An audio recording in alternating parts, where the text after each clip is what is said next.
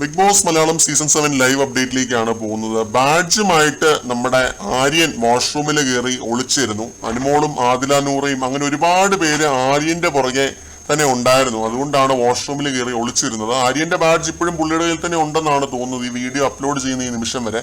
ഷാനവാസിന്റെ badge Akbar തട്ടിപ്പറിച്ച് എടുത്ത് ഓടി. ബിന്നിയുടെ badge ആരും എടുത്തിട്ടില്ല. ഇപ്പൊ ലൈവിൽ നടന്നൊരു സംഭവമാണ് ഇനി പറയാൻ പോകുന്നത്. ബാഡ്ജിന് വേണ്ടി ആദില നൂറ, പിന്നെ രേണു, സാരിക, ശൈത്യ എന്നിവര് ബിന്നിയുമായി നടത്തിയ ഒരു ഉന്തും തള്ളും കാണേണ്ട ഒരു ഐറ്റം തന്നെയായിരുന്നു.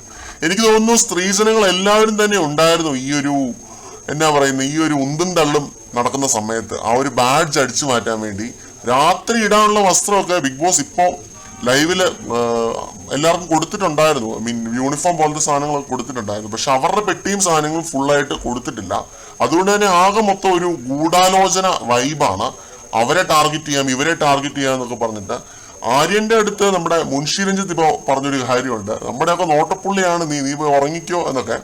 എന്തായാലും രാത്രി തന്നെ ബാക്കിയുള്ള 2 എണ്ണവും ആരെങ്കിലും ഒക്കെ എടുക്കും. അത് ആരാണ് എന്ന് മാത്രം അറിഞ്ഞാൽ മതി. ഇപ്പൊ അക്ബർ എന്തോ ഒരു അടവൊക്കെ എടുക്കുന്നുണ്ട്, എൻ്റെ കയ്യിൽ ഇല്ല, ബാഡ്ജ് ഇല്ല എന്നൊക്കെ പറഞ്ഞിട്ട്. അക്ബർ അത് അടിച്ചു മാറ്റി ഓടുന്നത് കണ്ടതാണ്. അത് അക്ബറിന്റെ തന്നെ ഉണ്ടോ എന്നുള്ളതൊക്കെ കണ്ടറിയാം. എന്തായാലും അത്രയും മത്സരവീര്യമുള്ള ടീംസ് ആണ് ഉള്ളത്. രാത്രി ഫുൾ മിക്കവാറും ഇത് അടിച്ചു മാറ്റാൻ വേണ്ടിയുള്ള തത്രപ്പാടായിരിക്കും. കണ്ടറിയാം. മറ്റൊരു അപ്ഡേറ്റുമായിട്ട് നമുക്ക് വീണ്ടും കാണാം.